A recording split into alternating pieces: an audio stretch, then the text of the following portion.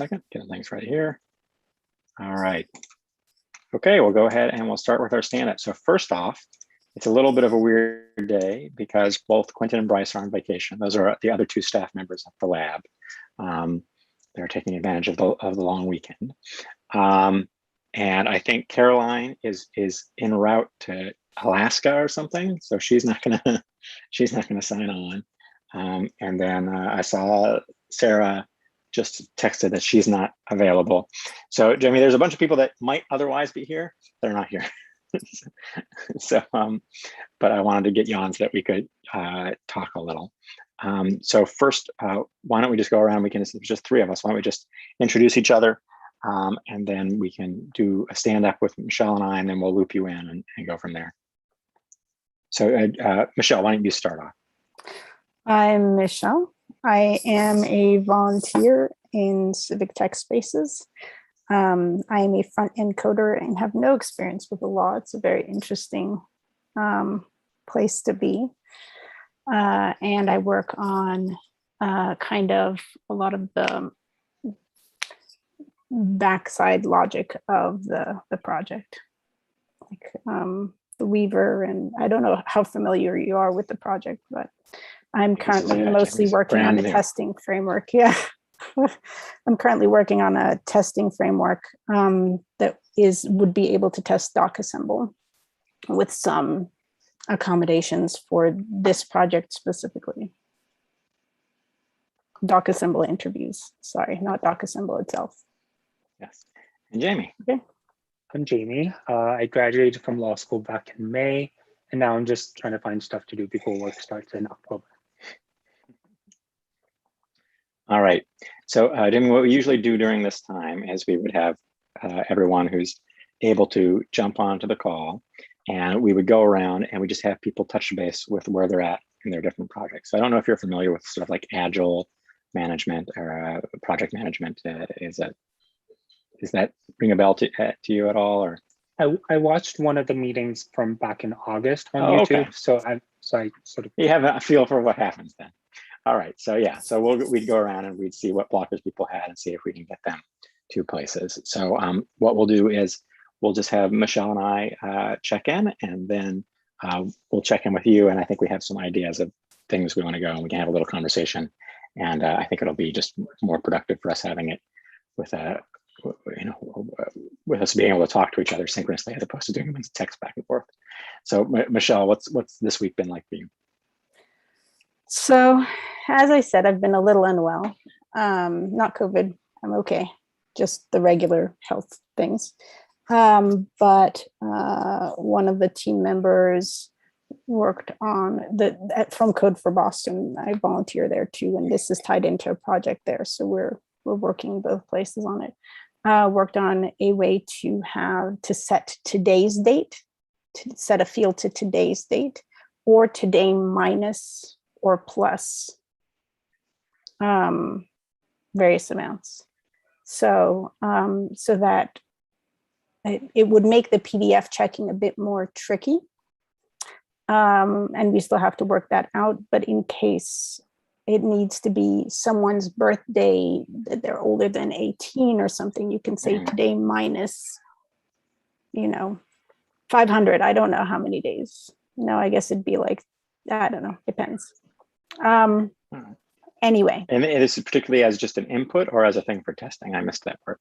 For testing. So there are times when, like in the 209A, where you need to test that a person is over 18 or under 18, right? And I mean, we can answer, I don't remember if that's a birth date or not. I just know that's a situation that comes up, and that was an issue. So they took it on.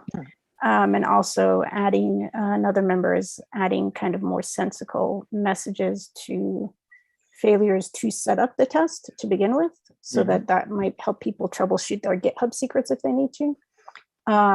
And maybe set up testing for that setup process, which is definitely would be a huge plus. All right. Cool. Just for environment variables right now. Okay. And any blockers, anything you need? It's probably all stuff we have a bunch of stuff queued up for the tactical meeting on Tuesday, but whenever we'll be back. But Yeah, I think so. And some of it's for Monday deep dive, though. Is Monday a holiday, you said? Monday is a holiday, yeah. Then they won't be for Monday, but just carrying on our discussion from like I would appreciate your insights too, if you have them, as to what would an administrator for an organization, how would they want to be able to run tests on like interviews when they were, say, updating versions of different packages. Yeah. So if you have thoughts about that, I would really appreciate hearing them, as we're starting to, this is going to take a bit of development, but like if we have some better, an interesting thing that just occurs to me as you're saying this, so I'll just say it so that it's out in the ether and also on the video, and is, if we're talking about one of the major use cases for testing being making sure that when we update, we don't break things. And one of the issues we have is configuring paths through the interview. It might be interesting if there was a facility to capture paths, working paths through the interview when something is live, and then set those up as tests. Like the most common ones that you're smiling like you've already done this or thought about it. I've definitely thought about it. There isn't a way to automatically do it, to automatically trace all the paths. Not yet, until we set it, like we'd need to set up this whole thing to do kind of random input between this and this. Yeah, no, it would still be human, but we have a way to, like, if you manually run through, you can take the data and put it through a generator, and it will generate the basics for a test that will then need editing because of the vicissitudes of DocAssembly. So I'm not talking about like randomly discovering all the possible paths. I'm saying leverage the user when it goes live, a user who actually goes through a path. So then if we took that snapshot, like you were saying, and then fed that through to make the test. So basically, you imagine something goes live, and there's probably 80% of people use one path, and 10% use another, and 10% use another. You could then grab those three sort of, and maybe the hard part would be figuring out which ones were actually the same path. But maybe you could just get by doing like a random sampling of like 5 people when it was live that completed. And then you could use those to set up the paths. And then that would give you a rough proxy for, is this still working the way it used to work? It's just a thought. We could, so I think that might bring up issues of privacy. So we would have to figure out how to set that up. That's an interesting thought. To figure out something that would do a snapshot and then remove things anonymous. Yeah. And honestly, if we were to set that up, it might be so much, because if we just take the data, we can't guarantee that that the information, because you can have no yes fields, which then switch a false to a true, and like without any indication in the data about it. But if we set up something that actually took their inputs and knew what they inputted into fields, but that would be it is an interesting thought to have, like, this is a different kind of using users as beta testers, right? Right. Well, maybe that suggests a different paradigm, which it sounds like you sort of already have anticipated in the if you took the data at the end, right? Like it's like because one of the questions is, how do you set up the paths? Maybe that's just a way of saying, well, anything that makes it so that someone can just go through and do a path and then say, make this a test.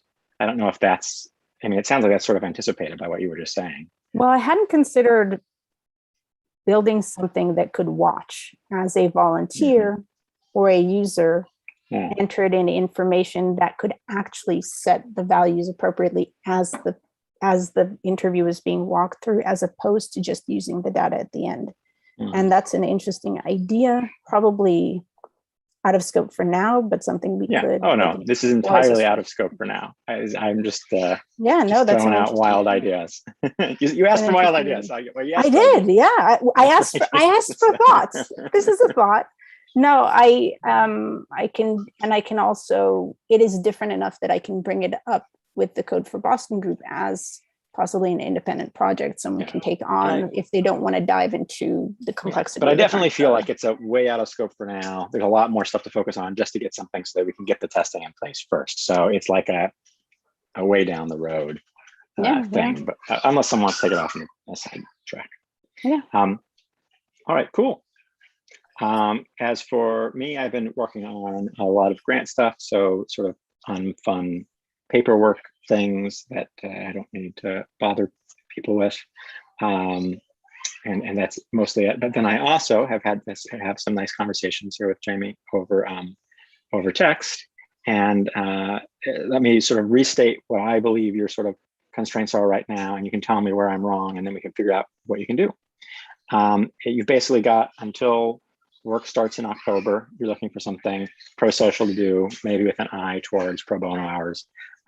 You have a little bit of Python experience, but we're sort of a little cagey about it. It was 7 years ago in college, so it's been a long time. You took a class once. Yes. Okay. With some Python experience, and you had expressed interest in either the smart docket, some combination perhaps of testing, and the smart docket feature that had sort of been talked about after looking at the grab bag. Is that just about right? All right.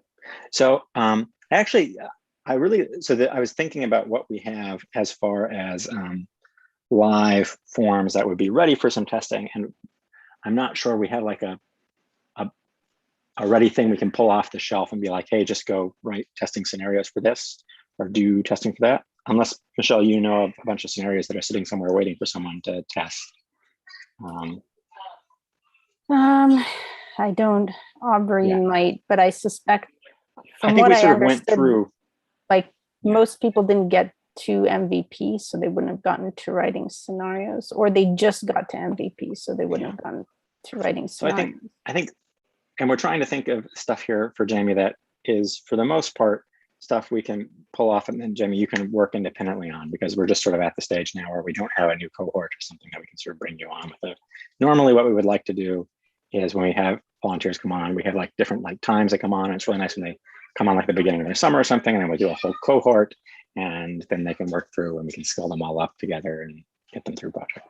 But since we've got this limited like month long, the thing that occurred to me after you said you were interested in after you yourself expressed an interest in the smart docketing thing, I realized, well, that would be a fun one, I think, to do. I think you might find it enjoyable. And it's also very self-contained in that we weren't working on that actively right now. It's something we want to happen at some point.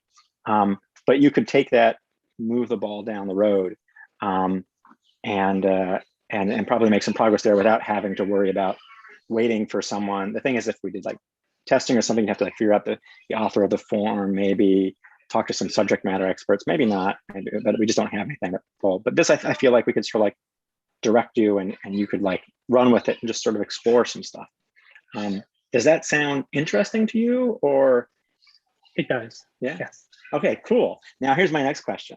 Do you remember when you did your little Python class, or not your little, I'm sorry, I don't mean to like be like your little Python class. I don't actually know what it is. 7 years ago in deep memory. Do you remember anything involving regular expressions? Is that a term that means anything to you? I don't know. Or regex? I have terrible memory, so no, okay. But I can learn it. So it's not like I'm scared to learn things. Okay, that's what I love to hear. And I am fairly, unfortunately, I have some experience with regular expressions. So I have office hours, and we can make time outside of that too, just to get familiar with that kind of situation. Thank you. So is this to automatically verify the validity of a docket number, or what is? Yeah, it's to do a quick check on the docket number to see if it's a properly formed docket number, and to get the information we can out of a docket number. So in Massachusetts, if you go back to cases that are like 10 plus years old, there isn't a uniform docket number. So you still see a couple of them moving around in the court system if they've been cases that have been going on for a long time. Like I remember, like when I was a public defender, I came on and like one of my first cases I got was a case that my supervisor had like a decade ago. I mean, sometimes cases just go for a long time, but there's some cutoff, and I can't remember exactly when it was. That now the cases in Massachusetts have this uniform docketing number, and basically it's a set of codes, right? So like the first two numbers are the year, right? So like it would be 21. What's going to happen in hundreds of odd years? I don't know. But anyhow, that also probably tells you the limit on when this went into effect. It obviously started after 2000, because otherwise there would have been a whole Y2K issue. But anyhow, so the first two are the first two digits in the number are the last two digits of the year. Then there's a court code, which is a 2-digit code.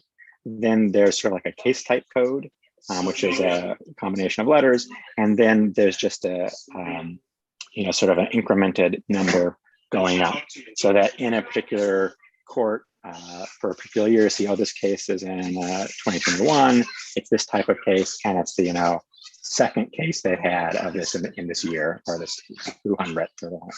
And so there's information in the docket number that you could parse. The reason why that is useful for us is because sometimes we want to make sure, we want to be able to tie things to people's court cases, and there might be an interest in knowing what type of court case they have or whether or not they have the right court case. So they might come and say, oh, I have a court case and I want to do X, but it turns out you can only do X on a case if it was of a particular type, right? And so because of that, it would be nice if we had something that could parse a docket number that someone enters and confirm that, like, oh yeah, that's a properly formed docket number. And it's telling us, and yes, it came out of the right type of court, basically it could parse it and it could then give back the information and say, so we're thinking about sort of like a function, right? So like you could take in a case number and have to parse it and say, this is the year this case is from, this is the court it's from, this is the type it is, etc. And so Or it's an invalid case. There's some, okay. Yeah. Details, but like. Yeah, that's the big picture. There are some details about how people don't always actually write out the full case number. So as far as what you think of as a valid case, some courts will neglect to do the year and the court code, because for them, their case is just a case in their court, right? So like they don't, of course it's a case in our court, it's on our court. So they might have paperwork or something that doesn't make that part clear. So you might end up getting just the 4 numbers on the end, or you might get some variation. Anyhow, one of the things I did on the Trello card for this, the grab bag, is I added some links to the case number formatting from the court, so you can sort of see what the different parts are in both the Superior and the District Court. And to give you a quick rundown of Massachusetts judiciary, the district courts are courts of limited jurisdiction. So they handle misdemeanors and concurrent felonies. And the superior courts they have whatever jurisdiction they want to have, but they tend to not deal with, they don't deal with the misdemeanors, they deal with concurrent felonies and felonies. But from a power standpoint, they could do whatever they want, but they're limited jurisdiction is the district court. So those are the two different courts we have, and then within there we have different court departments. So I attached links to those two types of courts, and then we have specialty courts within things. So we have our juvenile courts. There's like some drug courts and some other stuff, but really it's the district and the superior courts are the two main ones to worry about, and so those are the things I linked to in the card. So that was a long time of me just rambling, but what it means is that if you wanted, you could take on as a task, a set of tasks, creating a Python function that could parse a potential case number, and then some integration of that into our DocAssembly framework. And depending upon where you want it to start, there is some existing DocAssembly code already up on GitHub, so you can look at that. But of course, I don't expect that you have any familiarity with DocAssembly. So we could do this one of a couple ways. One, I could give you some resources to go look at and get a little familiar with DocAssembly. Or two, you could just take it as just a Python problem and just play around with some Python. I think in either case, we're definitely going to want to make sure you have a DocAssembly account. And I can tell Michelle wants to add something in there. Sure. Yes. So one, I think MVP is, in my opinion, the function itself, because integrating to DocAssemble is something someone can follow up on and do afterwards. And the functionality is I think what we're really looking for. But like, depending on how fast you get through that functionality, that can be, I'm just saying, if we're prioritizing, like, don't dive into everything and learn everything before doing anything is generally my advice. Yeah. And then, yes, I think a good definition of MVP. Sorry. Yeah. And we definitely want to worry about MVPs. We want to get, we want you to get something that's going to be useful to people. Are you familiar with the concept of MVP? So MVP is this concept of minimum viable product, which is what is the thing you can make with the smallest set of features that's still useful to someone. And the motivation for building that way, especially in software, is that you can build something, it has a small set of features, you can get it out to someone, they can start using it, and they can tell you what's good about it, what's bad about it. And then you can add features or tweak. Skateboard, bicycle, car. Yes. Okay. Yeah. Yes, I saw that. Yeah. Yeah. So that's the motivation there. And so here the idea is, what's the smallest bit of work that you could work on that would give some value, recognizing that you, especially useful, recognizing that you have a limited time. So you might be able to get that plus a little, but at least then you always know that you've done that bit that can give some value to people. And so you don't feel like I just spun your wheels. The question I have for you is, do you have any, if we were to say, hey, you want to write a Python function, would you know where to start with that on your own computer? Or are we going to need to talk about like a place for you to do that and setting up things? I would know how to start. Okay. But I'm just a little confused about what the smart docketing tool is actually doing, because it was my understanding that if the users received a form from a default judgment form from a court, it would have all the information, like the court name, the type. So like, what is the output? Like, who is the output for? Yeah. So the thing sort of embedded in there is that if you could just put in the docket number, it would contain embedded in that a lot of that information. So you wouldn't then have to ask people to re-enter in that information. So, and you also did confirm that they're referencing a case that is appropriate for the use that they think it is. Okay. So those are the main things. Is you're making sure it's like, oh yeah, you're trying to do a appeal on a housing matter. You gave me a docket number. We don't have the ability to actually look up in the court system, that case, but we can look at the docket number and say, oh, well, that definitely was a housing matter. Okay, good. So we know that that part's good. And this looks like a valid docket number. So when we give this all to the court, it's likely going to be the right thing. So. And I think another piece of the context is this isn't just about technically getting the information from a person. People who are going through this stuff are usually going through a lot of stress and really struggling at the time they're trying to get some of these things done. If they don't have to look at 5 different places on a form and correctly enter, 5 different fields, that helps, right? If they're going to have to put the docket number in anyway, or if that's like one field that could open up the rest, right? That's valuable. Yeah. And then, in other contexts, there might be things. So I use the housing one, but sort of in the appeals context, there are certain avenues of appeal that are open up based upon what route you took to get to where you're at. And based upon your docket number, you can tell what that route is. So you would be able to say, if someone was completing, say, one of our forms for an appeal, and they put in the docket number of the lower court case, you'd be able to say, okay, you can continue. Or you could say, oh, no, this looks like it went the wrong way. You've actually got to do this other thing. So, that's the motivation behind it. And it's the type of thing that a person, does really easy. They just look at the docket number and like, oh, well, that's, okay, this is from housing court. So yeah, that's the motivation. All right. Well, in that case, then if that sound, and you would know where to start for the function, I added information to the card in Trello. You already have access to the Trello card.